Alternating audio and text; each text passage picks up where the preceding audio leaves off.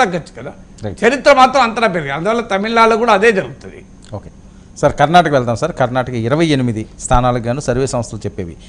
India TV CNX NDA కూటమికి 20 నుంచి 24, India కూటమికి 4 నుంచి 8, న్యూస్ 24, టుడేస్ చాణక్య 24+4 ఎన్డీఏ కూటమికి, ఇండియా కూటమికి 4+4, రిపబ్లిక్ టీవీ మాట్రైజ్ ఎన్డీఏ కూటమికి 21, ఇండియా కూటమికి 7, ఏబీపీ సీ వాటర్ ఎన్డీఏ కూటమికి 23 నుంచి 25, ఇండియా కూటమికి 2 నుంచి 5. ఇదొక interesting state to observe. Karnataka మొదటి నుంచి కూడా స్ప్లిట్ వర్డిక్ట్ చరిత్ర ఉంది. అంటే అసెంబ్లీ ఎన్నికలు మీకు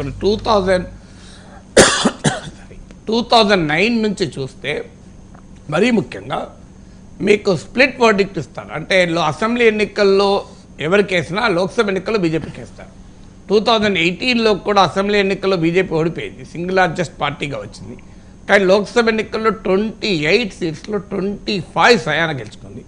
ఒకటి బీజేపీ మద్దతు ఇచ్చిన ఇండిపెండెంట్ గెలిచారు. కాంగ్రెస్ ఒక్క సీటే గెలుచుకుంది. అందువల్ల కాంగ్రెస్కు ఏమన్నా ఇంప్రూవ్మెంట్ ఇక్కడ ఇప్పుడు కొన్ని సర్వేలు 7 దాకా ఇచ్చాయి. అంటే కాంగ్రెస్ పార్టీ ఇంప్రూవ్ అవ్వడం ఖాయం. బీజేపీ బలం ఎంతో కొంత తగ్గే అవకాశం ఉంది. 28కు 28 వస్తాయని బీజేపీ వాళ్ళు నమ్మకంతో చెప్తున్నారు. కానీ దేశంలో ఏమైనా దెబ్బ తగిలితే తగిలే రాష్ట్రాలు కర్ణాటక ఒకటి, రాజస్థాన్, బీహార్, జార్ఖండ్, హర్యానా, ఇలాంటి ఉత్తరప్రదేశ్లో కాస్త. అయితే ఈ దెబ్బ ఏది కూడా మోడీని ఓడించేస్తాయి దెబ్బ కాదు. అవును, ఈ దెబ్బ ఏంటంటే ఓకే కొద్దిగా దెబ్బ తగులుతుంది, ఇట్లా కొడుతున్నారు అంతే. సో అంతే, టేబుల్ పలిగే దెబ్బ కాదు ఇలా అనడం. టేబుల్ వల్లడం కాదు, పక్కన బాటిల్ కూడా పడిపోతలేదు చూడండి. ఇట్లా అంటే ఏం పడుతుంది, ఇట్లా అంటే. కానీ ఇలా అనే పరిస్థితి లేదు. ఇలా బీజేపీని అనే పరిస్థితి, మోడీని అనే పరిస్థితి లేదు. ఇలా మెల్లగా కొడుతున్నారు. ఇలా రాజస్థాన్ ఇట్లా కొద్దిగా దెబ్బ, హర్యానాలో ఇలా దెబ్బ, కర్ణాటకలో ఇట్లా, యూపీలో ఇలా, అంతే ఒక ఫింగర్తో దెబ్బ. సో మీకు బీహార్లో 2 ఫింగర్లతో దెబ్బ. సో ఈ రకమైనటువంటి దెబ్బ తగలడం వల్ల ఏమవుతుంది అంటే మీకు బీజేపీ ఓడిపోదు, తగులుతుంది కానీ ఓడిపోయే అవకాశం లేదు. సో కర్ణాటకలో చూడాలి ఇంట్రెస్ట్. 8 to 10 సీట్స్లో బీజేపీ కాంగ్రెస్ మంచి ఫైట్ ఇస్తుందని వార్తలు వచ్చాయి. ఈ దిన అనే యొక్క వెబ్సైట్ వాళ్ళు last time Karnataka assembly election result కరెక్ట్గా ప్రిడిక్ట్ చేశారు. ఈసారి వాళ్ళు చెప్పింది అయితే ఈవెన్ 13 నుంచి 18 సీట్లు కాంగ్రెస్కి వస్తాయని ఇచ్చారు. బట్ ఏదున్నా అక్కడ జేడీఎస్తో కలిసింది కాంగ్రెస్. ఇది కనుక వర్కౌట్ అయితే ఈ రిజల్ట్ నిజమవుతుంది. ఎందుకంటే కాంగ్రెస్ పార్టీకి బీజేపీకి లింగాయత్ ఓటు బేసింది. లింగాయత్ ఓటు అసెంబ్లీ ఎన్నికల సమయంలో బీజేపీకి అత్యధికంగా పడ్డా కాంగ్రెస్ కొంత చిప్ చేసింది దాన్ని, అంటే కొద్దిగా చెదరగొట్టింది.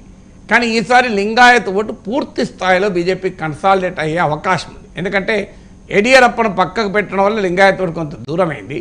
ఈసారి యడియూరప్ప కుమారుడే బీజేపీ రాష్ట్ర అధ్యక్షుడు. అందువల్ల మళ్ళీ లింగాయత్ ఓటు కన్సాలిడేట్ అయితే రెండవ అతిపెద్ద community Vokkaliga base JDS.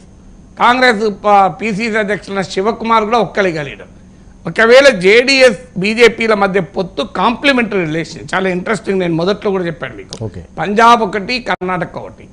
So ఈ 2 పొత్తు చాలా కాంప్లిమెంటరీ. ఎందుకంటే మీకు బీజేపీ వెనకాల లింగాయత్లు ఉన్నారు, జేడీఎస్ వెనకాల ఒక్కలిగలు ఉన్నారు.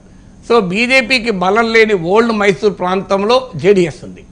అందువల్ల ఈ కాంప్లిమెంటరీ అలియన్స్ వల్ల గనక బీజేపీ బలపడితే ఏమైనా ఈ రిజల్ట్ వస్తుంది. బట్ ఇప్పటి వరకు 8 to 10 సీట్స్లో కాంగ్రెస్ గట్టి పోటీ ఇస్తుందనే వార్తలు వస్తున్నాయి. ఇప్పుడు ఈ సర్వేలో హయ్యెస్ట్గా 7 ఇచ్చారు. సో మరి బీజేపీ అది గత సాంప్రదాయం ప్రకారం ప్రజలు స్ప్లిట్ వర్డిక్ట్ ఇస్తారా? ఎందుకంటే కర్ణాటక ప్రభుత్వ సంక్షేమ పథకాల ప్రభావం ఉంది అన్నారు. బీజేపీలో అంతర్గత కుమ్లాటలు తారస్థాయిలో ఉన్నాయి. ఇవన్నీ ఫ్యాక్టర్స్ ఉన్నాయి వల్ల